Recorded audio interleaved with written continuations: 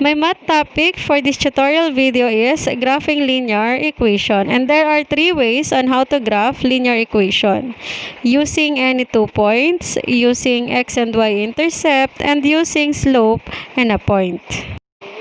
Note that in any equation where y is expressed in terms of x, the variable x is considered the independent variable because any value could be assigned to it.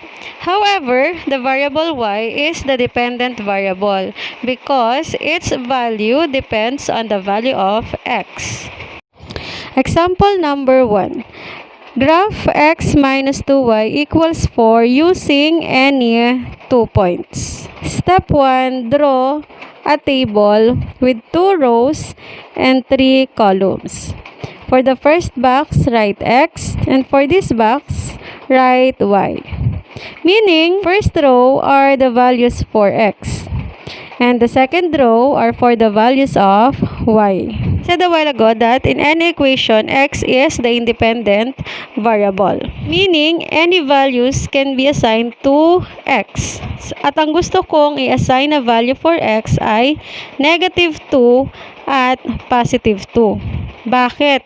Gusto ko kasi ang gagamitin kong Cartesian plane maliit lang. So, doon lang ako pipili sa values na malapit kay origin. Next, find y when x is negative 2 and positive 2. And to find y, simply by substitution method, sulat ko muna dito, this is the solution for when x is negative 2. Copy the equation, x minus 2y equals 4. Then, substitute the value of x, negative 2 minus 2y equals 4. Simplify, transpose negative 2 to the right side of the equal sign. It will become negative 2y equals 4, negative 2, it will become positive 2.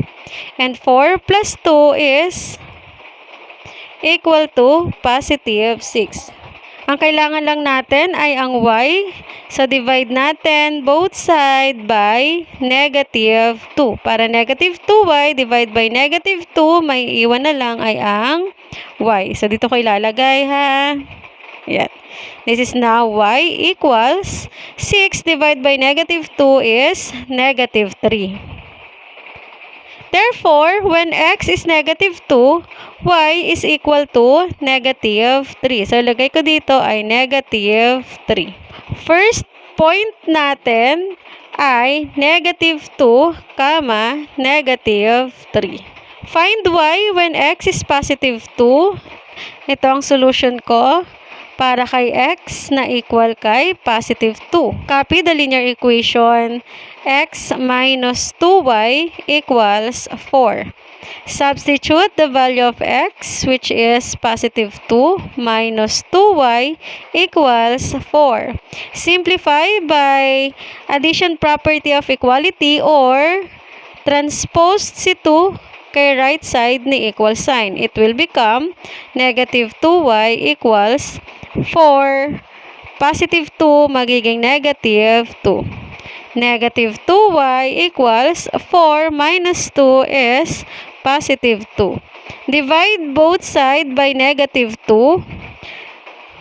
Cancel. Ang naiwan na lang ay y equals 2 divided by negative 2 is negative 1. Therefore, when x is 2, y is equal to negative 1. So, sulat natin dito ay negative 1. And our second point, kasi 2 points diba? 2 points. So, ang first point natin ay negative 2, negative 3. Ang second point naman natin ngayon ay positive 2, negative 1. Plot these points to the Cartesian plane. This is my Cartesian plane. Plot negative 2, negative 3 in this Cartesian plane. So, bilang tayo, ang x ay negative 2. So, from 0, we'll count 2 units to the left kasi yun ay negative. 1, 2. And then, 3 units downward kasi negative. So, from here, 1, 2, 3. So this is the first point, or P sub 1. Plot the second point with coordinates positive 2, negative 1. X is positive 2. So from 0, count 2 units to the right kasi yun ay positive. 1, 2. Count 1 unit downward kasi yun ay negative. So from here, 1. So ito po ang location ng second point. Connect these 2 points. Na-connect ko na ang points. This is point 1 and this is point 2. Connect it. This is now the graph of x minus 2y equals 4. Ang graph na ito ay graph ni x minus 2y equals 4. This time, use x and y intercept to graph x minus 2y equals 4. Before I graph it, let me introduce to you the x and y intercept. X-intercept is the point x, 0 where the line crosses the x-axis. For example, this graph. This line crosses the x-axis at negative 3. Therefore, the x-intercept is equal to negative 3. Or the coordinates for x-intercept is negative 3, 0. While y-intercept is the point 0, y where the line crosses the y-axis. For example, in this graph, this line crosses the y-axis at positive 3. Therefore, y-intercept is equal to positive 3, or the coordinates for y-intercept is 0, positive 3. Going back in graphing x minus 2y equals 4 using x and y intercept, find first point. At ang first point natin ay ang x-intercept. So it is x, 0. Let's do the substitution method. Ito ang solution for P sub 1. Copy x minus 2y equals 4. Then x, copy, minus 2 times y, change y into 0, equals 4. And 2 times 0 is 0. Ang maiiwan na lang ay ang x equals 4.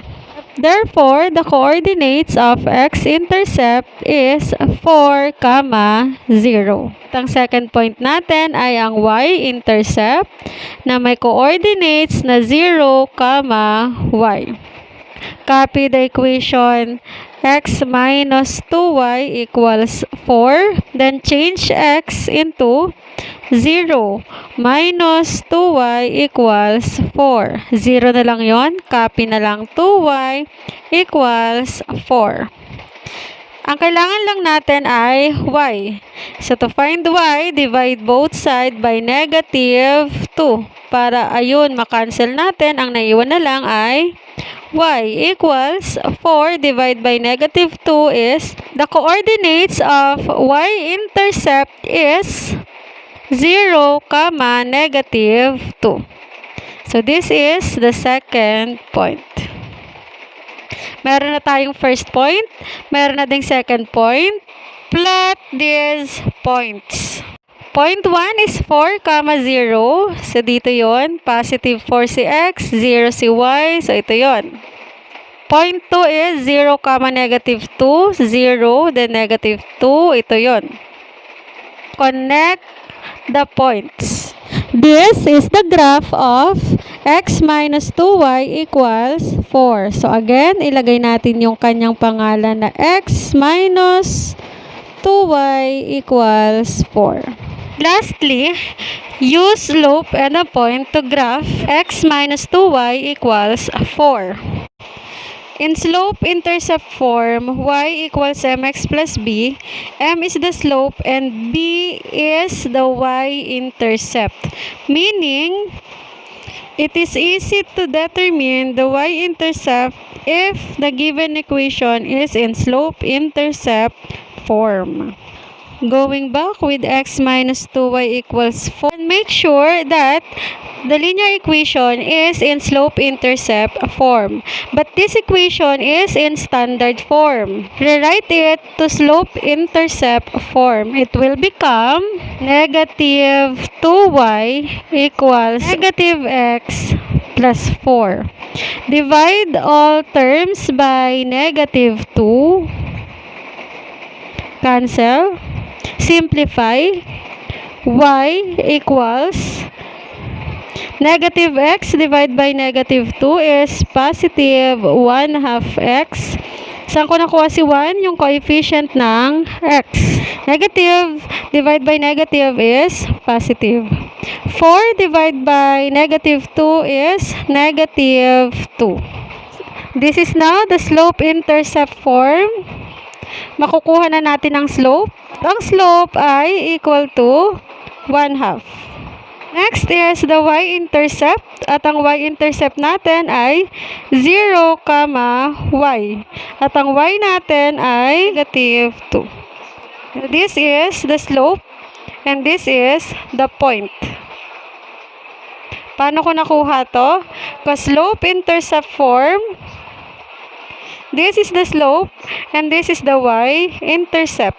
And the coordinates of y-intercept is 0, y. At ang y natin ay, ang y-intercept natin ay negative 2. Kaya ito po ay negative 2.